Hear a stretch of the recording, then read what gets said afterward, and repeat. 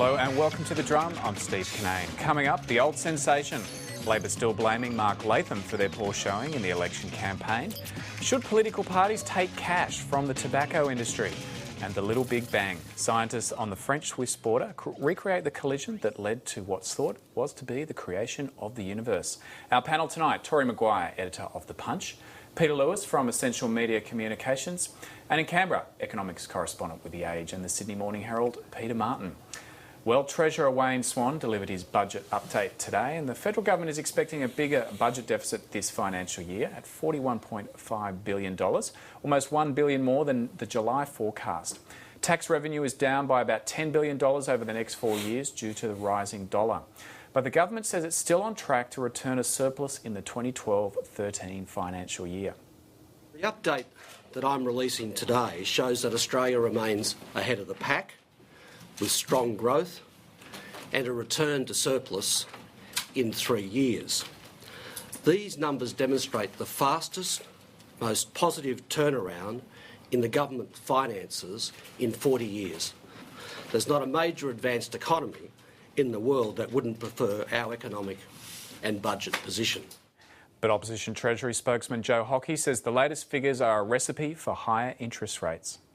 The first thing is the budget is clearly deteriorating as the economy gets better.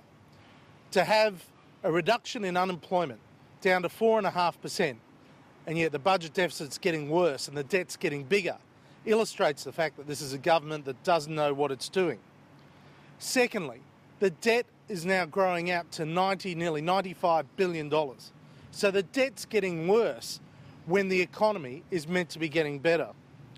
Thirdly, the surplus in 2012-13 is a marvel of accounting trickery. Peter Martin, it was expected that tax revenue would be down due to the changes in the value of the dollar, but it was also expected there would be significant spending cuts. What happened to them? I think they created the false expectations, Steve, for their own reasons.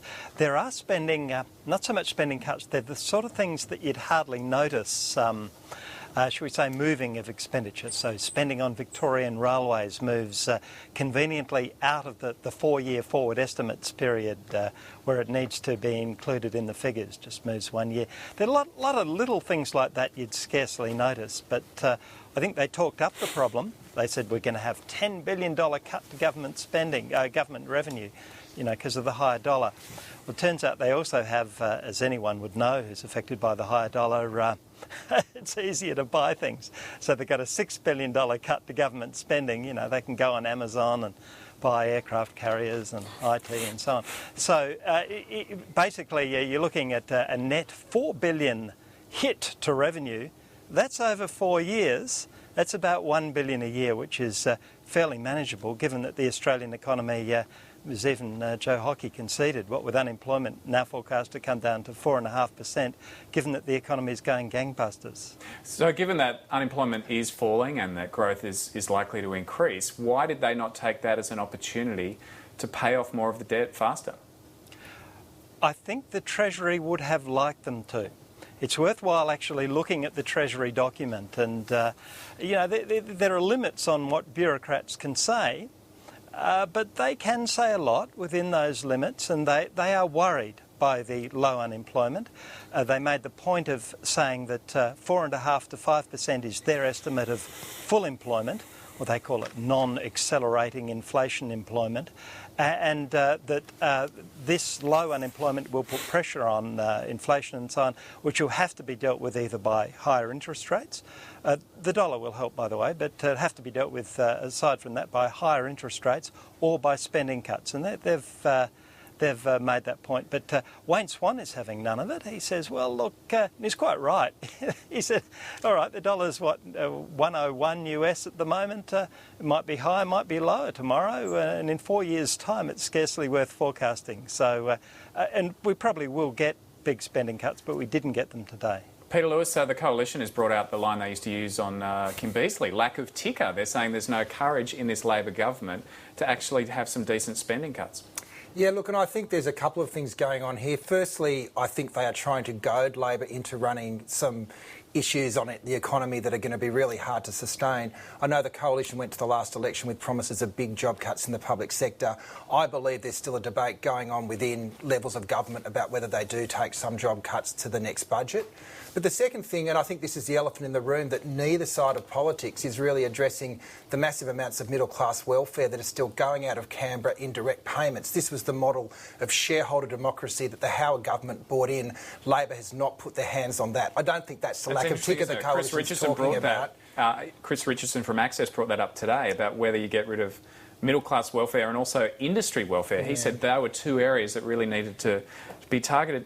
Tory, one point that I wanted to bring up with you was that there is a little bit of a savings measure here, $67 million for delaying cash for clunkers, but surely this was the golden opportunity to get rid of cash for clunkers. It would have been perfect. And look, they haven't been afraid to scrap dodgy policies up to now, but maybe they took the view that it would have looked like they were just, throwing everything out, and they're trying to cling on to at least some of their election promises.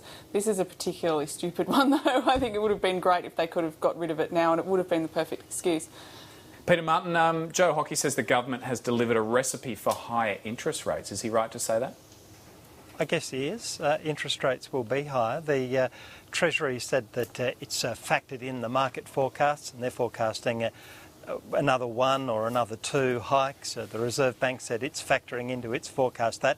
Even with that, it expects inflation to reach 3%, which is the sort of top of the target band by mid-2012. So, yes, there'll probably be further hikes. But can you pin them on Wayne Swan?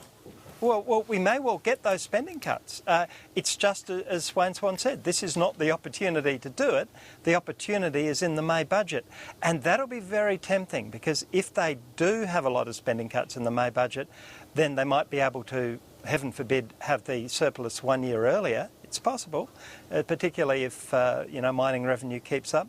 Or they might be able to have a much bigger surplus. So that will happen, but they decided today's not the time. We'll wait and see what happens there. Leaks and Latham, they were the two main factors in Labor nearly losing the last election. That's according to the ALP's National Secretary. Today, Carl Batar delivered his address to the National Press Club, analysing Labor's performance at the federal election. People will not vote for a party which is not united. And the fact that we were still in the race despite all of the leaks and all the sense of disunity on our side is a real indication of how much people preferred Prime Minister Gillard over Tony Abbott. And it's a real indication of how unelectable Tony Abbott really was. The fact that they changed strategy significantly 3 times in the election campaign, as did we, shows you the impacts of the leaks and Latham on that election campaign. Peter Lewis, what do you make of that analysis by Carl Batar? Look, I've got a high regard for Carl, but I thought today's analysis was pretty bizarre. Beyond blaming, which everyone seems to have passed the election, blaming the leaks and Latham, there was this other weird argument that Carl led off with, which went like this.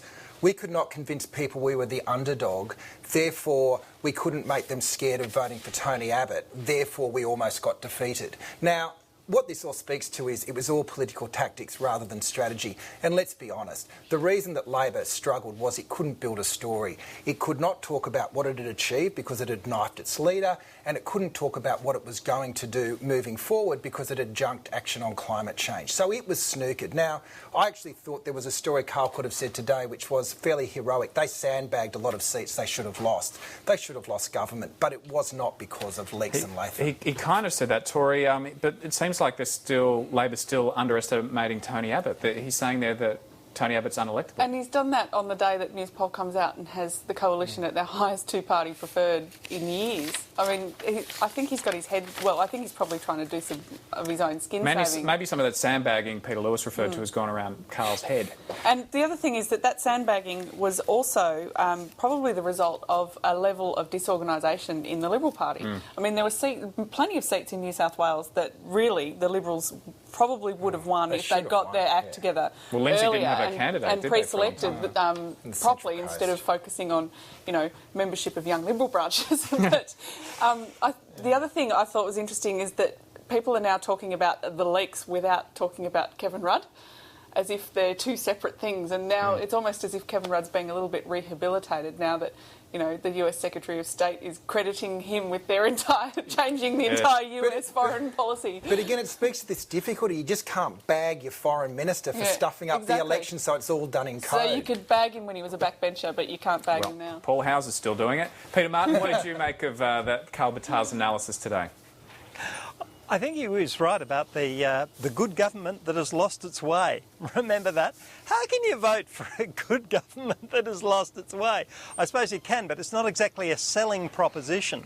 And yet that was what Gillard began saying, and that's what we had all through the election. So it was, if you like, maybe the people got it right, but it was a case of choosing between unenviable alternatives for many of them. And the coalition Treasury team, I don't think was that good. Andrew Robb was their details person, and they're Abbott